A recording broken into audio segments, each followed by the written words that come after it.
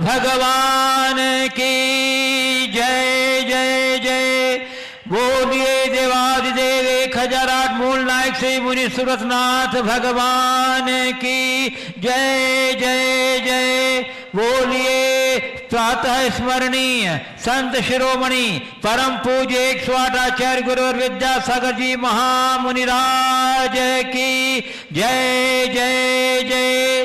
बोलिए गुणायतन प्रणेता शंका समाधान प्रवर्तक भावना योग प्रवर्तक प्रखर वक्ता परम पूज्य 108 मुनिवर्षी प्रमाण सागर जी मुनिराज की जय जय जय। बोलिए परम पूज्य 108 मुनिवर्षी अरह सागर जी मुनिराज की जय जय जय। प्रिय दर्शकों, पारस चैनल, जिनवाणी चैनल एवं प्रमाणिक ऐप के माध्यम से प्रसारित होने वाले आज के शंका समाधान के कार्यक्रम से जुड़े सभी दर्शकों और श्रोताओं का मैं हार्दिक अभिनंदन करता हूं। मैं आपको लिए चलूं शंका समाधान की ओर। इसके पूर्व रोज की तरह हम लोग पूज्य देव के मंगल में आशीर्वाद से अपने को अभिषेक करके तार्थ करेंगे।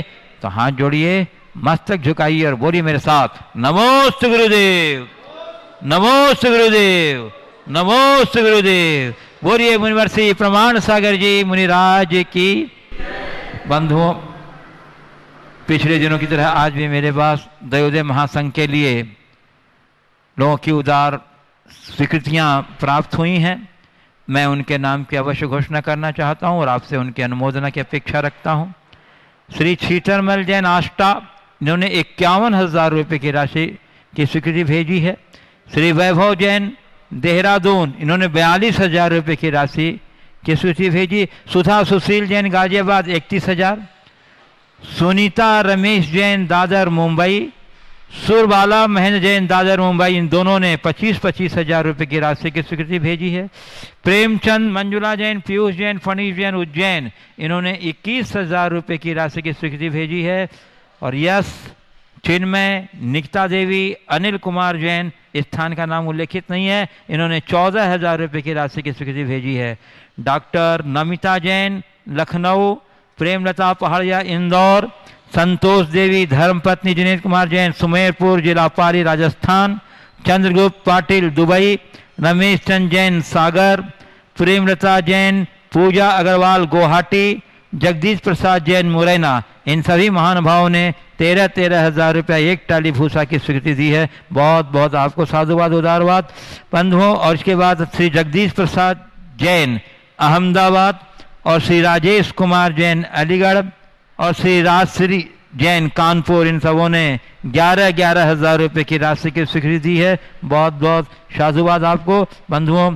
स्वीकृतियाँ तो और भी बहुत सारी हैं, परंतु मुझे शंका समाधान की ओर चलना है, तो मैं आपको ले चलता हूँ शंका समाधान की ओर। और पूज्य गुरुदेव, प्रथम प्रश्न में बंधुओं, आज स्थानीय गौशाला के लिए एक छोटे से बच्चे ने अपना क्या लाया भैया, चलिए इन्होंने आज भेंट किया है। बहुत बहुत आशीर्वाद गुरुदेव का। और गुरुदेव, रिद्धि सिद्धि स्टोर सागर मध्य प्रदेश से पीयूष जैन पूछ रहे हैं, गुरुदेव किसी तथ्य का एनालिसिस करते समय किन किन बातों का ध्यान रखना चाहिए और किस प्रकार करना चाहिए ताकि तथ्य से भटक न जाए? देखिए, तथ्य की विवेचना या तथ्य का विश्लेषण करते समय आपने किन बातों का ध्यान रखने के संदर्भ में बात किया?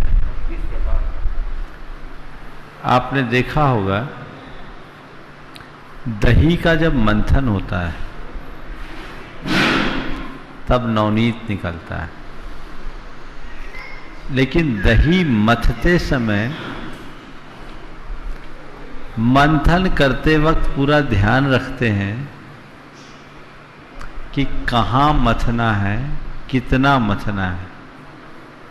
ज़्यादा मथ जाए तो नवनीत छिन्न भिन्न हो जाता है।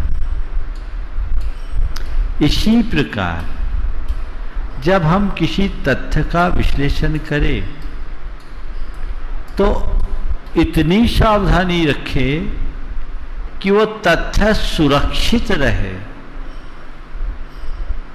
तथ्य छिन्न भिन्न हो जाए तो उसके विश्लेषण का कोई अर्थ नहीं होगा। मूल को संभाल कर हम जितना और उसका विस्तार कर सके करने की कोशिश करनी चाहिए। जैसे एक रस्सी है, रस्सी का अगर हम विश्लेषण करें तो उसकी शक्ति को देखें, उसकी स्ट्रेंथ को देखें, उसकी गुणवत्ता को देखें, ये उसका सही विश्लेषण है। पर विश्लेषण के नाम पर रस्सी के जर्रे जर्रे को अलग कर दिए तो रस्सी का विश्लेषण नहीं, विनाश है। तो हमें हमेशा हर तथ्य के विश्लेषण से पूर्व इस बात का पूर्ण ध्यान रखना चाहिए कि हमारा उद्देश्य क्या है, मकसद क्या है। वही विश्लेषण उपयोगी है जो हमें हमारे प्रयोजन के निकट लाए। वो विश्लेषण कतई उपयोगी नहीं जिससे हमारा प्रयोजन ही हाथ से निकल जाए। गुरुदेव, सूरत गुजरात से सुरेश एम मेहता कह रहे हैं, गुरुदेव आहुरा नगर सूरत से कह रहे हैं, हमारी शंका है कि लौकिक जीवन में कई बार ऐसे लोग मिलते हैं जिससे हम पहली बार मिले हों तो भी ऐसा महसूस होता है कि वह हमें बहुत समय से पहचानता है और उसे बहुत कुछ अपनापन और प्रेम होता है। साथ ही ऐसा भी महसूस होता है कि कई लोगों को हम बहुत समय से पहचानते हैं और संपर्क में हैं, उसके साथ कुछ अनबन या कोई गलत व्यवहार उसकी ओर से नहीं हुआ है तो भी उसके प्रति कोई लगाव नहीं होता बल्कि घृणा का भाव ये आता है। ऐसा क्यों? देखिए, जैन कर्म शास्त्र के अनुसार हमारे साथ एक कर्म होता है आदे नाम कर्म और इसका उलट होता अनादे नाम कर्म। आदे और अनादे इन दोनों नाम कर्मों का अपना प्रभाव होता है। आदे नाम कर्म के उदय से व्यक्ति के व्यक्तित्व में एक सहज आकर्षण आता है। अपरिचित अनभिज्ञ व्यक्ति के प्रति भी खिंचाव उत्पन्न कर देता है। और अनादे नाम कर्म के उदय में व्यक्ति चाहे कितना भी आकर्षक और गुण संपन्न हो, प्रभावशाली हो, वो उसके प्रभाव को छीन कर देता है, आकर्षण खत्म कर देता है। तो एक तो ये आदे और अनादे नाम कर्म के प्रभाव से हर व्यक्ति के व्यक्तित्व में अंतर आता है। दूसरा, हमारा कुछ अपना संस्कार भी रहता है जो किसी की तरफ बड़ा आकर्षण और किसी के प्रति दूरी बना देता है। पूज्य गुरुदेव, अब इन्होंने स्थान का नाम गांव लिखा है, महाराष्ट्र। एएस जैन कह रहे हैं, गुरुदेव हमारी सोच सकारात्मक है या नकारात्मक, यह कैसे पहचाने, इसके लिए कुछ मापदंड दीजिए, क्योंकि कई बार हम भ्रमित हो जाते हैं सकारात्मक और नकारात्मक का निर्णय करने में। सकारात्मक, हमारी सोच सकारात्मक है या नकारात्मक, इसे आपने पूछा है हम कैसे पहचाने, इसका कुछ मापदंड दीजिए। देखिए, सीधी सीधी बात है, कोई घटना, कोई प्रसंग अगर उल्टी है, गलत है, तो भी हम पर उसका गलत प्रभाव नहीं पड़ रहा है तो समझना हमारी सोच सकारात्मक है। और सही घटना और सही प्रसंग होने पर भी हमारे मन में गलत प्रतिभाव आ रहा है तो समझना हमारी सोच नकारात्मक है। सकारात्मकता और नकारात्मकता को पहचानने का मैं समझता हूं यही सरल मानदंड है। पूज्य गुरुदेव, पार्ले पॉइंट सूरत गुजरात से श्री अशोक गांधी कह रहे हैं गुरुदेव, जब जल गंदा हो तो उसे हिलाते नहीं बल्कि शांत छोड़ देते हैं, गंदगी अपने आप नीचे बैठ जाती है और फिर निथार कर स्वच्छ जल अलग कर लेते हैं। तो क्या गुरुदेव इसी प्रकार इस तत्व को हम अपने जीवन में घटित कर सकते हैं? 100% कर सकते हैं, 100% कर सकते हैं।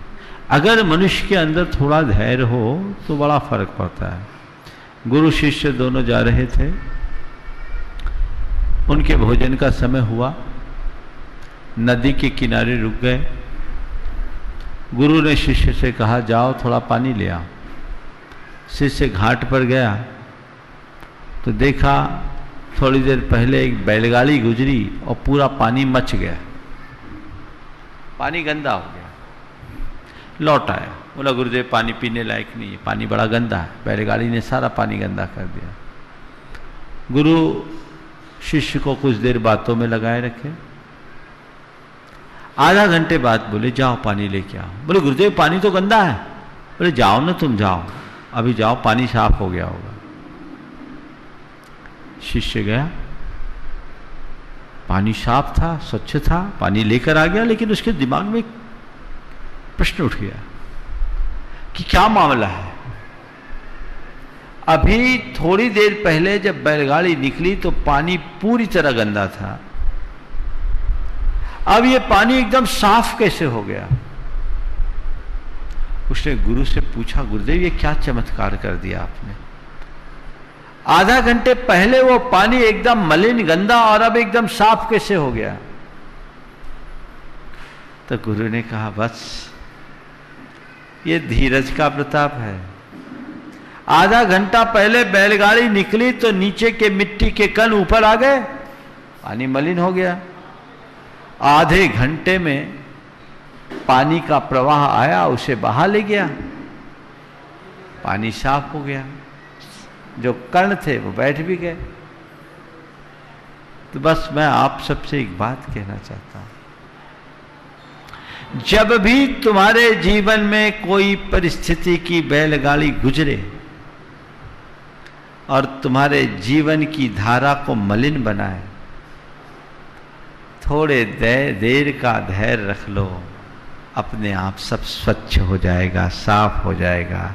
वो पेशेंस चाहिए, धीरज चाहिए, लेकिन वो गंदे पानी को और हिलाने की आदत है, तो फिर गंदगी में ही जीना पड़ता है, धारा बदलना है। पूज्य गुरुदेव, इंदौर मध्य प्रदेश से श्रीमती प्रियंका महेंद्र जैन कह रहे हैं, गुरुदेव श्रद्धा और समर्पण में क्या अंतर है? समर्पण के अभाव में श्रद्धा कितना मूल्यवान है? श्रद्धा और समर्पण देव शास्त्र गुरु के प्रति कैसी होनी चाहिए और तीनों के स्वरूप में एक रूपता है या भिन्नता? श्रद्धा और समर्पण में आपने अंतर पूछा है। मैं कहूँगा श्रद्धा बीज है तो समर्पण अंकुर। श्रद्धा के बीज से समर्पण का अंकुर फूटता है। बीज को जब धरती में डाला जाता है, इस विश्वास के साथ डाला जाता है कि ये बीज उगेगा, इसमें अंकुरित होगा और पल्लवित पुष्पित होकर एक पौधे का रूप लेगा। बीज को डाला जाता है और भूल जाते हैं, समय पर वो आता है, बीज समर्पित हो गया, अंकुर हुआ, वो पल्लवित पुष्पित होकर के पौधा का रूप लेता है। श्रद्धा जुड़ाव का प्रारंभिक चरण है, यही विकसित होकर के समर्पण का रूप लेता है। श्रद्धा जब गहराती है तो समर्पण का रूप धर लेती है। हाँ, श्रद्धा और समर्पण में मौलिक अंतर है। श्रद्धा केवल जुड़ाव या लगाव का नाम है, समर्पण उससे आगे की कड़ी है, जहां अपनी इच्छा शक्ति को, अपनी समझ शक्ति को और अपनी निर्णय शक्ति को अर्पित कर दिया जाता है, तब समर्पण होता है। सम्यक अर्पण का नाम समर्पण है। वहां अपनी कोई बुद्धि नहीं, अपना कोई निर्णय नहीं, अपनी कोई इच्छा नहीं। सामने वाले की इच्छा मेरी इच्छा, सामने वाले का निर्णय मेरा निर्णय, और सामने वाले की समझ ही मेरी समझ। ये समर्पण का परम रूप है। ऐसा जिसके अंदर होता है वे ही उसका आनंद ले पाते। देव शास्त्र गुरु के प्रति क्या करें? श्रद्धा और समर्पण। तो सच्चे देव शास्त्र गुरु के प्रति श्रद्धा होती, पर समर्पण किसी एक गुरु के प्रति होगा। श्रद्धा सबके प्रति रखा जा सकता है, समर्पण एक के प्रति रखना। सबके प्रति समर्पण रखोगे तो कहीं के नहीं होगे, और एक के प्रति समर्पण रखोगे तो सब कुछ पा जाओगे। पूज्य गुरुदेव, वह राकेश जैन भंडारी कहते हैं, गुरुदेव आपके प्रवचनों से प्रभावित होकर मैं चातुर्मास के दौरान रात्रि भोजन का त्याग करता हूँ। मेरी धर्म पत्नी के तो बचपन से ही रात्रि भोजन का त्याग है। गुरुदेव, मेरी जिज्ञासा ये है कि भक्त और भगवान के बीच कैसा संबंध होना चाहिए? कहते हैं भक्त भगवान के वश में होता है या भगवान भक्त के वश में होता है? भक्त और भगवान का संबंध है सूरज और कमल जैसा होना चाहिए। सूरज और कमल जैसा होना चाहिए। जैसे सूर्य की प्रचंड किरणों में भी कमल खिला रहता है, सूर्यास्त होते ही मुरझा जाता है, थोड़ा थोड़ा और आगे बढ़ जाते हैं। भक्त और भगवान का संबंध सूरजमुखी और कमल जैसा होना, सूरजमुखी और सूरज की तरह होना चाहिए। जिधर सूरज उधर घूम जाओ, बस सूर्य के दर्शन से ही वो खिल जाता है। यही उसका श्रेष्ठ संबंध। पूज्य अंजोर जिला बड़वानी मध्य प्रदेश से अंतिम कुमार जैन कह रहे हैं, आपने रात्रि भोजन का त्याग किया, बहुत अच्छी बात है। और ऐसे बहुत परिवार कटनी में तो युवा लोग काम कर रहे हैं, शताधिक परिवारों की सूचियां तो बन गई है। मैं चाहता हूं कि हर घर ऐसा हो, कम से कम चातुर्मास की अवधि में तो आप अपने घर को विशुद्ध बनाने की कोशिश करें। 4 महीने में एक बहुत बड़े परिवर्तन की शुरुआत होगी। देश भर से जो लोग भी हैं वे अपनी सूचनाएं दें ताकि एक परिवर्तन की शुरुआत दिख सके। गुरुदेव, इनके प्रश्न का एक पार्ट ये है कि भक्त भगवान के वश में होता है या भगवान भक्त के वश में होते हैं? भक्त भगवान के वश में होता है या भगवान भक्त के वश में होते हैं? मैं तो कहता हूँ दिमाग में लगाओ नहीं, अपने आप को भक्त बना लो। भगवान और भक्त का संबंध अटूट होता है, फिर कोई किसके वश में होता पता नहीं चलता। पूज्य गुरुदेव, अंजोर जिला बड़वानी मध्य प्रदेश से श्री अंतिम कुमार जैन कह रहे हैं, गुरुदेव आजकल टीवी के लगभग हर समाचार चैनलों पर 1 या 2 कार्यक्रम ऐसे जरूर आते हैं जिसमें किसी एक मुद्दे को लेकर 2 पक्ष एक दूसरे की कमियों पर जोर जोर से चिल्लाकर अपनी बात रखते हैं, और इस बहस में कई बार विभिन्न संप्रदाय के साधु और संत भी भाग लेते हैं। जबकि कहा यह गया है कि दूसरों की 1000 कमियों को जानने से भी अधिक बेहतर यह है कि हम अपने अंदर की एक कमी का एहसास कर लें। तो महाराज जी, लाखों लोगों के मानस पटल पर अच्छे विचार तो सिर्फ अमृत वचन बन कर रह जाते हैं, और ऐसे कार्यक्रमों को देखकर घरों, समाज और अन्य आयोजनों में बहस, तर्क वितर्क करना एक फैशन बनता जा रहा है। तो इसके लिए उचित मार्गदर्शन देने के पात्र। देखिए, हमारे यहाँ इसको बिजिगुसु कथा कहा गया, और ये एक प्रकार की विकथा है। ये हमारे काम की नहीं है, ये हमारे लिए प्रयोजनी नहीं है। अब चूंकि आजकल का समय तो टीआरपी का है, सारे चैनल्स के लोगों को अपनी टीआरपी बनाने की होती है, वो उसी तरीके से कार्य करते हैं, और लोग किसी भी मुद्दे पर इस तरह की बहस कर देते हैं। उस बहस का कोई औचित्य भी नहीं दिखता, और लोग अपने अपने तरीके से देखते हैं, अपनी अपनी बातें करते हैं। पर मुझे ये समझ में नहीं आता कि लोग उनसे क्यों चिपक जाते हैं। हमें खुद इन सब चीज़ों को देखना चाहिए, और ऐसी बातों को बहस का मुद्दा नहीं बनाना चाहिए। बहस का मुद्दा केवल उन्हीं विषयों को बनाना चाहिए जो सीधे धार्मिक, सामाजिक, राष्ट्रीय और सांस्कृतिक हितों से संबद्ध है। तो गुरुदेव ग्वालियर से श्री प्रद्युम्न जैन कह रहे हैं, महाराज जी, मेरे पिता ने हमारे कॉलोनी के मंदिर में जिनेंद्र भगवान को विराजमान करने के लिए शुद्ध चांदी का सिंहासन दान किया था, जिस पर भगवान 4-5 वर्ष तक विराजमान रहे। लेकिन मंदिर किसी का निजी होने के कारण और कॉलोनी के कुछ सम्मानीय लोगों ने मिलकर अनीति पूर्वक हमारी अनुपस्थिति में भगवान को चांदी के सिंहासन से पीतल के सिंहासन पर विराजमान कर दिया है, जिससे हमें भारी उपेक्षा और पीड़ित महसूस कर रहे हैं अपने आप को।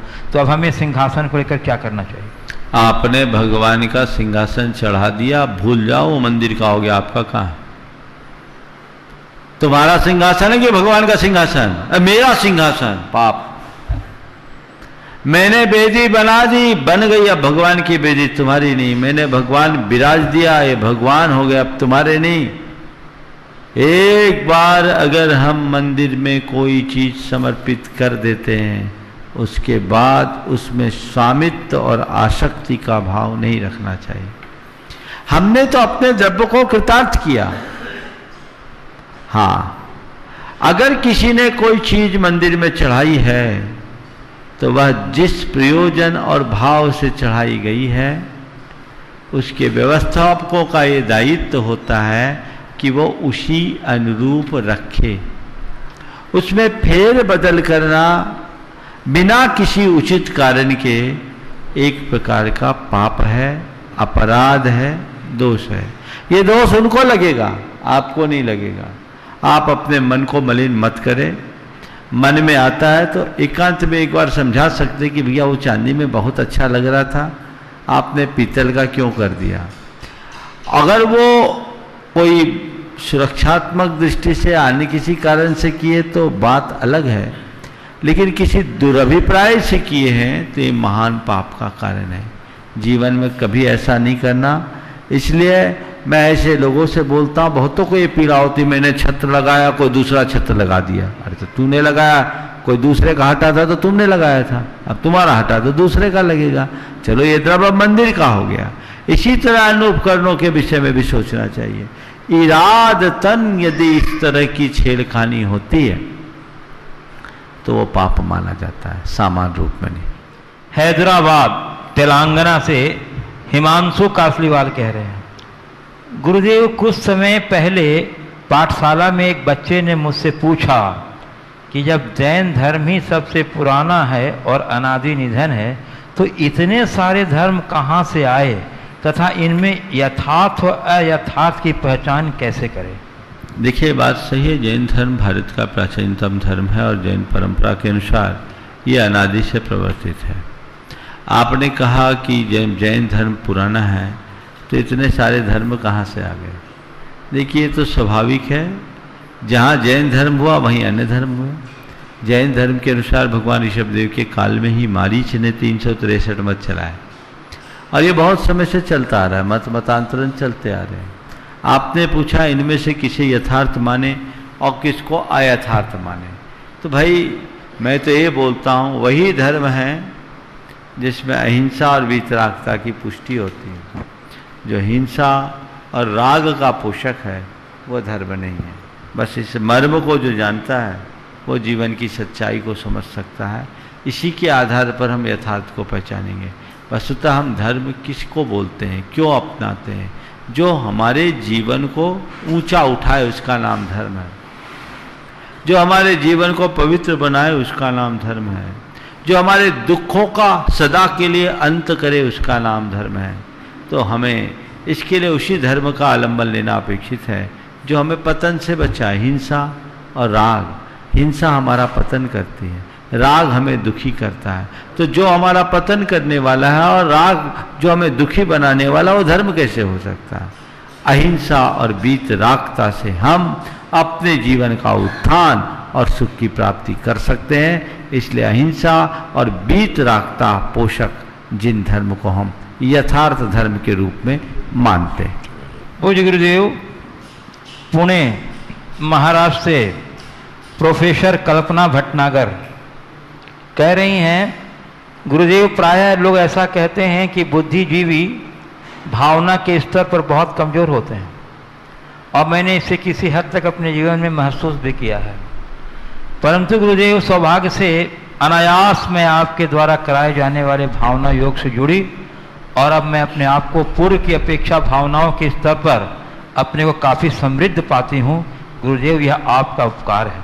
मैं आपके इस उपकार का ऋण किस प्रकार चुकाऊं तथा एक जिज्ञासा है कि बौद्धिक विकास, भावनात्मक विकास एवं ज्ञानात्मक विकास, इनका स्वरूप क्या है तथा ये परस्पर एक दूसरे से संबद्ध हैं या पृथक, और जीवन में व्यवहार निभाने के लिए तथा परमार्थ निभाने के लिए इन तीनों के बीच किस प्रकार संगति बैठाई जा सकती है ताकि न तो व्यवहार उपेक्षित हो न परमार्थ। बौद्धिक विकास, भावनात्मक विकास और ज्ञानात्मक विकास का स्वरूप क्या है? पहला सवाल। देखिए, बुद्धि हम सब जानते हैं, बुद्धि का प्रखर हो जाना ही बौद्धिक विकास का आधार है। वर्तमान में बौद्धिक विकास के लिए बहुत सारे साधन हैं और प्रयास होते हैं। स्कूल से लेकर के विश्वविद्यालय तक जो कुछ भी होता है वह मनुष्य के बौद्धिक विकास का ही उपक्रम होता है। भावनात्मक विकास हमारे अंदर की परिणति है, वह उस परिणति का नाम है जिससे मनुष्य के अंदर संवेदना बढ़ती है। बुद्धि का संबंध मस्तिष्क से है और भावना का संबंध हृदय से है। तो भावनात्मक विकास हमारे हृदय से संबद्ध रहता है और ज्यों ज्यों मनुष्य की संवेदना बढ़ती है त्यों तो उसकी भावना बढ़ते जाती है। आपने ज्ञानात्मक विकास की बात की है। सामान्यतया बुद्धि और ज्ञान को एक ही माना जाता है, इसलिए व्याख्याकार बौद्धिक विकास को ही ज्ञान के विकास का आधार मानते हैं। लेकिन भारतीय संस्कृति में ज्ञान को बुद्धि से ऊपर माना गया है। ज्ञान का संबंध अंतः की प्रज्ञा से है, वो हमारे विवेक से संबद्ध है। बुद्धि होना और विवेक होना, इन दोनों में बड़ा मौलिक अंतर है। बुद्धि का मतलब है हम कुछ जानकारी पा लें और विवेक का मतलब है हम समझ विकसित कर लें। ज्ञान और समझ में बड़ा अंतर है। वो विवेक हर किसी को नहीं होता। समाज में बहुत से ऐसे लोग रहे हैं जो बौद्धिक दृष्टि से ज्यादा ज्ञानी नहीं थे, लेकिन उनने जो समझ पाया अपने अनुभव से, आज बड़े बड़े बुद्धिजीवी उस पर पीएचडी कर रहे हैं। चाहे हम कबीर की बात कहें, चाहे तुलसी की बात कहें, चाहे सूरदास की बात कहें या अन्य ऐसे लोगों की बात कहें, ये बहुत ज़्यादा बौद्धिक नहीं थे। इनके पास कोई डिग्री और उपाधियां नहीं थी, लेकिन इनके पास जो ज्ञान था वो अनुभव अर्जित ज्ञान था। उनके अंदर जो जीवन की समझ थी उसका दर्शन आज उनके द्वारा रचित साहित्य में मिलता है। बहुत से ऐसे अनपढ़ लोग हैं जिनके पास बहुत ज्यादा समझ दिखती है और बहुत सारे बुद्धिजीवी हैं जिनके पास समझ नहीं है। एक जगह कुछ इंजीनियर लाइन डाल रहे थे, एक जिगजैग पाइप था, वो 7 जगह से ऐसे जिगजैग था, उसमें वायर डालना था, लंबा पाइप था, इस तरफ से उस तरफ कैसे निकाले दिमाग लगा रहे थे। 4-5 इंजीनियर लगे, सब ने अपनी बुद्धि लगाई। घंटा 2 घंटा हो गया, माथा पच्ची करते करते उनका काम नहीं हुआ। वहीं एक गलरिया का बच्चा बैठा था, बहुत देर से देख रहा था कि ये लोग मशक्कत कर रहे हैं। उसने कहा मैं आपकी मदद कर सकता हूं। बोले तू क्या मदद करेगा? गलरिया कहाँ तक पढ़ा? बोले हम पढ़े नहीं, हम तो स्कूल भी नहीं गए। बोले हमारी क्या मदद करेगा, हम इंजीनियर जिसमें फेल हो गए। बोले हम नहीं जानते जी इंजीनियर क्या होता है, लेकिन आप कहो तो हम आपकी समस्या का सॉल्यूशन दे देंगे। बोले कैसे देगा? बोले देंगे बस, लेकिन आपको उसके लिए हमें 500 रुपये देना पड़ेंगे। पैसे तो देंगे लेकिन तू पकड़ कैसे सॉल्यूशन? बोले अब भी करते हैं। उसने एक चूहे को पकड़ा, उसके पूंछ में तार बांधा और चूहे को पाइप में घुसा दिया। चूहा इधर से घुस के उधर से निकल गया। 2 मिनट में पाइप इधर से उधर हो गया। यह है ज्ञानात्मक विकास की पहचान। भौतिक विकास वाले धरे रह गए। तो बुद्धि से ऊंचा स्थान ज्ञान का है। था वो निरक्षर, लेकिन उसके अंदर समझ थी, उसकी अपनी टेक्निक थी। तो हमें एक बात ध्यान रखना चाहिए, कबीर की ये पंक्तियां हैं, समझा समझा एक है, बिन समझा सब एक, तिनको समझा जानियो जिनके घट में विवेक। तो जीवन में विवेक, और विवेक क्या है? बुद्धि और भावना का समवेत रूप। निरी भावना में बहना भी बहुत अच्छी बात नहीं है, और शुष्क बुद्धिवादी बनना भी अच्छी बात नहीं है। मनुष्य को बौद्धिक होने के साथ साथ भावनात्मक दृष्टि से भी संपन्न होना चाहिए, तभी वह अपने जीवन में हर क्षेत्र में सफल होगा। वह अपने लौकिक, पारमार्थिक और व्यवहारिक जीवन में सफलता हासिल कर सके। पूज्य गुरुदेव, रीवा मध्य प्रदेश से सौम्या जैन कह रही हैं, महाराज जी आपने प्रवचन में कहा था कि जितना सहोगे उतना निखरोगे, परंतु आज के समय में औरतों पर हो रहे अत्याचार के खिलाफ आवाज उठना क्या आवश्यक नहीं है कि सहते जाएं और सह लेना ही सही है? देखिए, अत्याचार तो किसी पर होना नहीं चाहिए, और अत्याचार के प्रति आवाज उठाना भी मेरी दृष्टि में बुरा नहीं है। लेकिन मैं मानता हूं कि कई जगह हम अत्याचार को भी ठीक तरीके से समझते नहीं। हमारे मन के विरुद्ध होने वाला आचार ही हमें अत्याचार दिखने लगता है। छोटी मोटी बातों को हमें पचाना सीखना चाहिए। आज के समय में ऐसी सीख मिलती है कि छोटी सी बात भी नहीं पचती। घर के बड़े बुजुर्ग थोड़ी सी डांट भी लगा दे तो वो अत्याचार लगता है। इससे अनुशासन समाप्त हो रहा, निरंकुशता बढ़ रही है। नतीजा स्मृतिवाद का, घर परिवार बिखर रहे हैं। उससे जीवन का रस कहां? घर परिवार में शांति कब आएगी? जब हम सहिष्णु बनेंगे और समन्वयात्मक जीवन जिएंगे। तो छोटी मोटी बातों को सहना सीखना चाहिए। पुराने समय में ये बातें सिखाई जाती थी। घर से बेटी को विदा करते ही माँ कहती थी, बेटी अब तेरा वही घर है, वहां थोड़े थोड़े दिन में तू थोड़ा सहन करना, सब तेरे अनुरूप हो जाएगा, तू ढल जाएगी और सबको डाल लेगी। आज उल्टी सीख होती, बेटी कोई कॉम्प्रोमाइज मत करना, कुछ है तो हम हैं। सीख उल्टी। दुष्परिणाम क्या है? पहले निभते अधिक थे और अब टूटते अधिक हैं। नतीजा क्या है? हमें इन सब बातों को बहुत गहराई से समझना चाहिए। इसलिए वाक्य बिल्कुल यथार्थ है।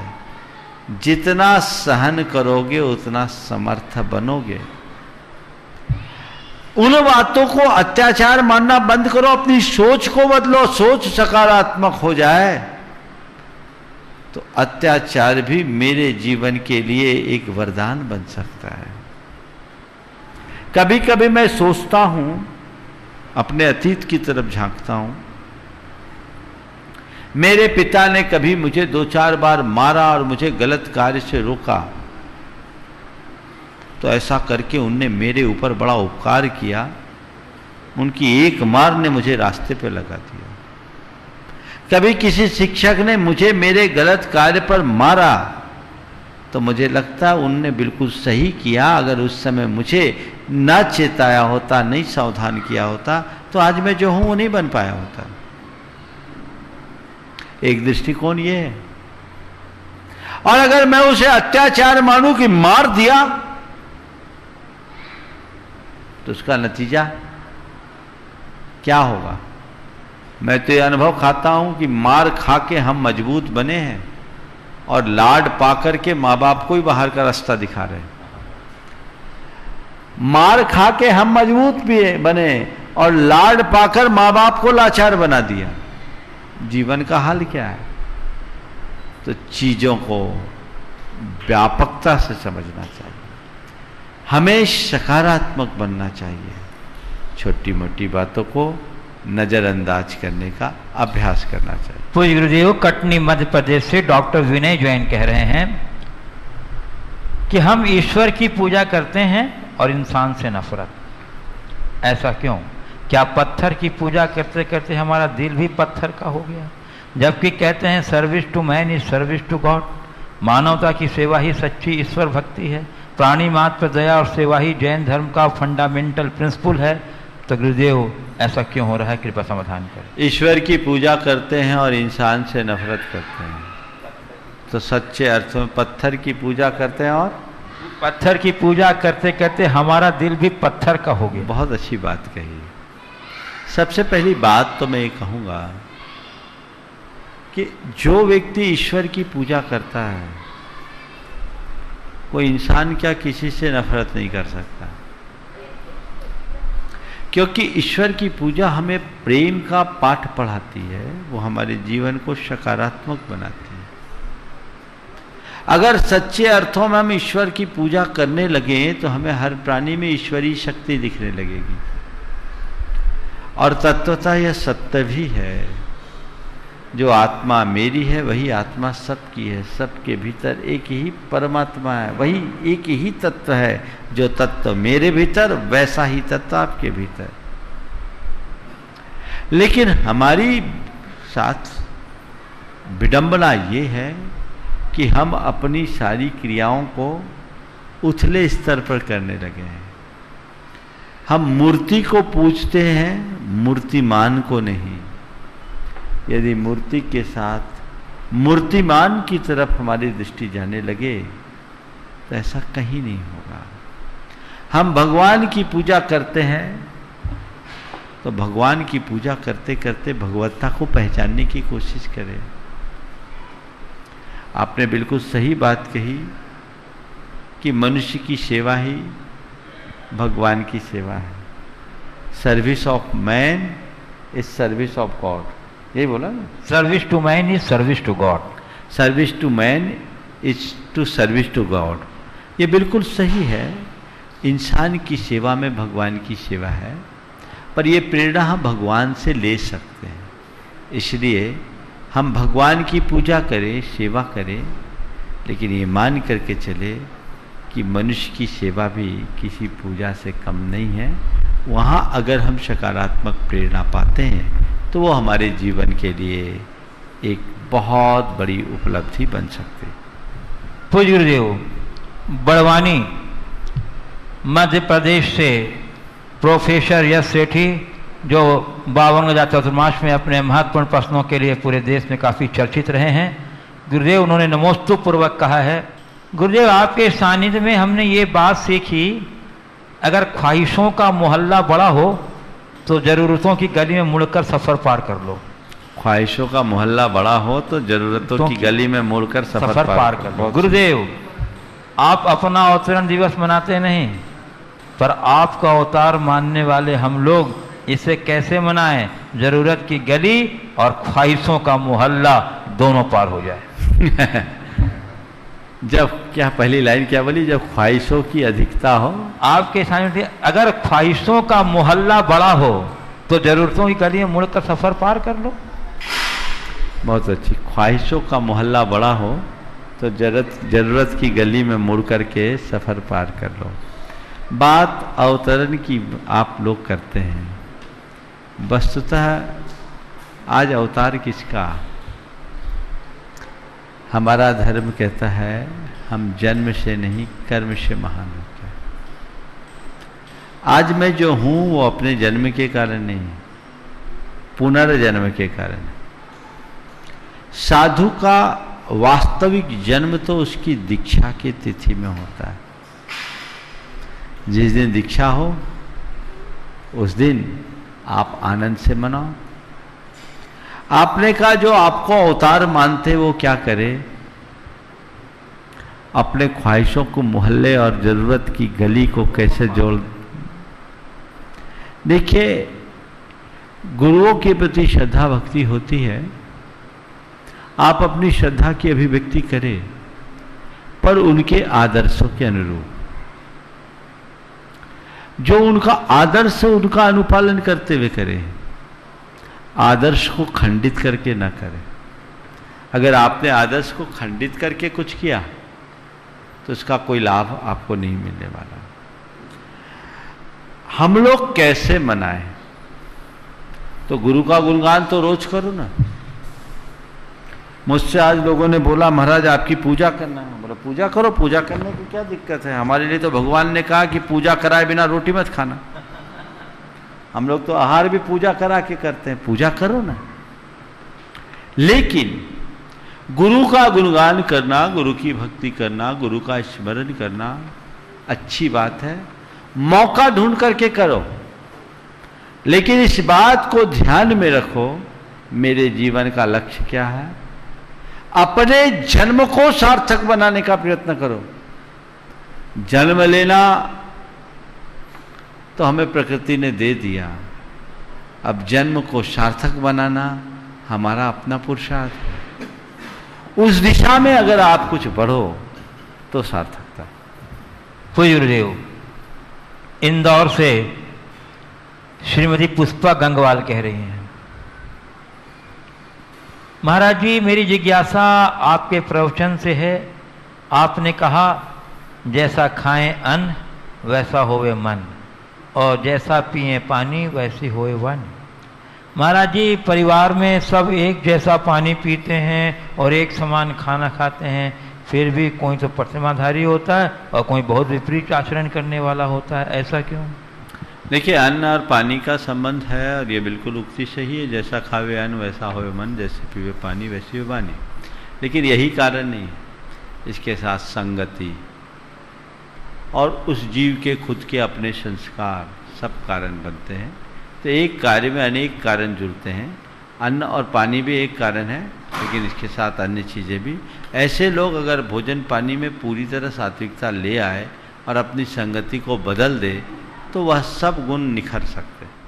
कानपुर निवासी जयपुर प्रवासी श्री अरविंद कुमार जैन कह रहे हैं, गुरुदेव मेरी जिज्ञासा यह है कि आचार्य भगवान गुरुवर विद्यासागर जी महाराज की जो पुण्य वर्गणाएं उनके पास विद्यमान हैं, क्या वे वर्गणाएं संघ के संगस्थ मुनिजन यानी आप लोगों को ही महसूस होती है? हम गृहस्थ श्रावक क्या उन वर्गणाओं को कैसे फील और महसूस कर सकते हैं? कृपया इस जिज्ञासा पर आपका प्रकाश चाहता हूँ। देखो, मैं तो आपको सलाह देता हूँ, कुछ करने की जरूरत नहीं है। छायादार पेड़ के नीचे जाओ, चारों तरफ तपती धूप हो, छाया की अनुभूति अपने आप हो जाती है। उसके लिए अलग से कोई प्रयोग करने की जरूरत पड़ती है क्या? शरण में तो जाओ। तुम वर्गनाओं को खींच रहे हो, अरे उनकी वर्गनाओं को लेने की कोई जरूरत नहीं है। उनके चरणों में अपने आप को अर्पित करने की जरूरत है। सब चीजें अपने आप प्रकट हो जाएंगी और हम ये कैलकुलेशन करते रहेंगे तो जो मिलना चाहिए उससे भी वंचित हो जाएंगे। पूज्य गुरुदेव, छपरौली बागपत उत्तर प्रदेश से वर्णिका जैन कह रही हैं, महाराज श्री, मेरी उम्र 10 वर्ष है।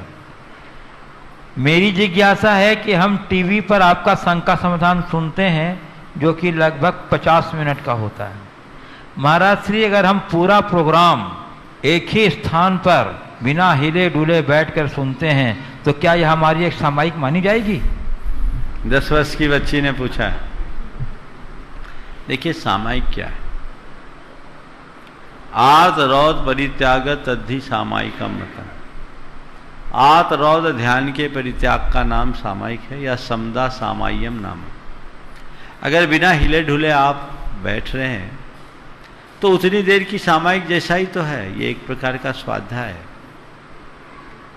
तो आप ऐसा कर सकते, करिए।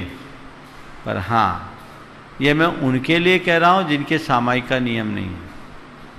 नहीं तो जिनके सामायिक का नियम है, बोले इसी में बैठ जाओ तो हमारी सामायिक हो गई। तो एक साथ 2 काम ठीक बात नहीं। कई लोग तो करते हैं ऐसे, माला भी गिनते रहते हैं और प्रवचन भी सुनते रहते हैं। और माला गिन रहे कि प्रवचन सुन रहे हैं? सच्चे अर्थों में देखा जाए, ना माला गिन पा रहे हैं ना प्रवचन सुन रहे हैं। तालमेल बना करके चलना चाहिए। पर बहुत अच्छी बात है, एकाग्र चित्त होकर के इतनी देर करना, ये विशिष्ट लाभ है। और अगर आप स्थिरतापूर्वक सुनते तो उसका प्रभाव भी आपके जीवन में गहरा पड़ेगा। प्रयास यही करना चाहिए। पूज्य गुरुदेव, कटनी से सुभाष जैन कह रहे हैं कि व्यक्ति की पहचान उसके विचारों से करें या कृत्यों से? गुरुदेव, विचार और कृत्य दोनों कर्मों से प्रभावित रहते हैं, ऐसे में सही पहचान किस प्रकार कर सकते हैं? व्यक्ति की पहचान उसके विचारों से करे या कृत्यों से? विचार और कृत्य दोनों कर्मों से है। देखिए, हमें कृत्य दिखते हैं, विचार तो दिखते नहीं। मेरे मन में क्या चल रहा है आपको पता है क्या? हाँ, जो मैं प्रकट करूंगा वो आपको पता लगेगा। विचार भी प्रकट होने पर कृत्य बन जाते हैं, और कृत्यों के आधार पर मनुष्य के विचारों का अनुमान लगाया जा सकता है। ये इस स्तर के विचार वाला है या इस विचारधारा का, कृत्यों के आधार पर पता लगाया जाता है। तो विचार और कृत्य दोनों एक दूसरे के साथ जुड़े हैं, पर हमें दिखता कृत्य है। कृत्यों के माध्यम से मनुष्य के विचारों का अनुमान लगाया जा सकता है। आपने ये कहा दोनों कर्म के आश्रित है, ये बात पूरी तरह लागू नहीं होता। हमारे विचार और कृत्य कर्म के अनुरूप होते हैं, लेकिन ऐसा नहीं है कि पूरी तरह से कर्मों के नियंत्रण में ही हो। हम अपने पुरुषार्थ से अपने विचारों को और कृत्यों को परिवर्तित भी कर सकते हैं, उनमें निखार भी ला सकते हैं। तो जो हमारे हाथ में है, हमें उसके लिए प्रयासरत होना चाहिए। पूज्य गुरुदेव, कटनी मध्य प्रदेश से श्री जय कुमार जैन गुड्डा कह रहे हैं, गुरुजी आप कहते हैं कि सभी को कुलाचार का पालन करना चाहिए, परंतु गुरुदेव यदि गृहस्थी का एक पहिया साथ ही नहीं दे रहा हो तो हम कुलाचार के पालन में कैसे खुद को मजबूत बनाएं ताकि हमें अपने सहयोगी का भी सहयोग मिल सके?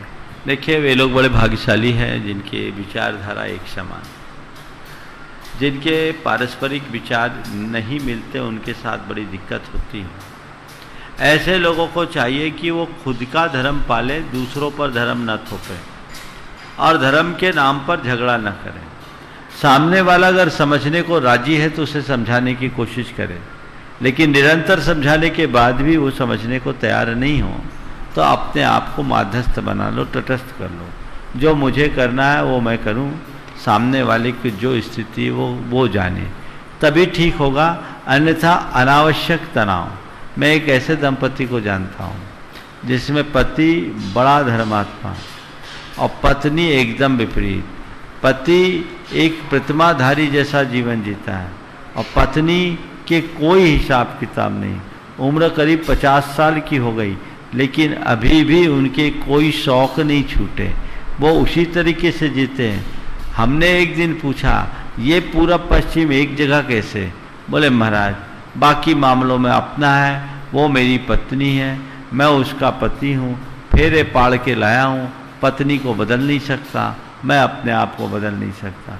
महाराज शुरुआत में खिचखिच करती थी, मैंने एक दिन उससे विनम्रता से कह दिया कि विवाह के पहले ही मैंने तेरे को बता दिया था कि मेरी धार्मिक अभिरुचि है, तेरी रुचि नहीं है, कोई चिंता नहीं, मैं अपनी रुचि तुझ पर कभी नहीं थोपूंगा, पर तू एक काम करना, मेरे रास्ते में बाधक मत बनना। पत्नी ने कहा मैं आपका साथ नहीं दे सकती। उसने कहा इस मामले में साथ नहीं चाहिए, मैं अपना काम करने में सक्षम हूँ। अपना बना खाता, अपना काम करता है और चल रहा है। अगर दोनों एक दूसरे पे थोपा थापी करते तो पता नहीं डिवोर्स की नहीं बता जाती और पता नहीं किस किस प्रकार का महाभारत मचता। तो जब भी हो हम ऐसे लोगों को प्रेरणा दें और प्रेरणा देकर के काम करने की बात करें। मान जाए तो अच्छी बात है, न माने तो अपना काम करें और आपको न रोके, यही आपके लिए बड़ी उपलब्धि। पूज्य गुरुदेव पठारी जिला विदिशा मध्य प्रदेश से प्रतीक जैन कह रहे हैं, महाराज जी मुझे ज्ञान अर्जन करना है, परंतु मेरी रुचि लौकिक की ओर बिल्कुल नहीं है, अध्यात्म की ओर है। तो गुरुदेव क्या लौकिक ज्ञान अध्यात्म में बाधक है? बिना लौकिक ज्ञान के अध्यात्म में प्रवेश कर सकते हैं या नहीं, और अध्यात्म को किस प्रकार आत्मसात करें? देखिए, ज्ञान में रुचि है, बहुत अच्छी बात है। कोई जरूरी नहीं कि लौकिक ज्ञान हो तभी आप अध्यात्म में प्रवेश करें। लौकिक ज्ञान तो केवल एक ऊपर की चीजें हैं।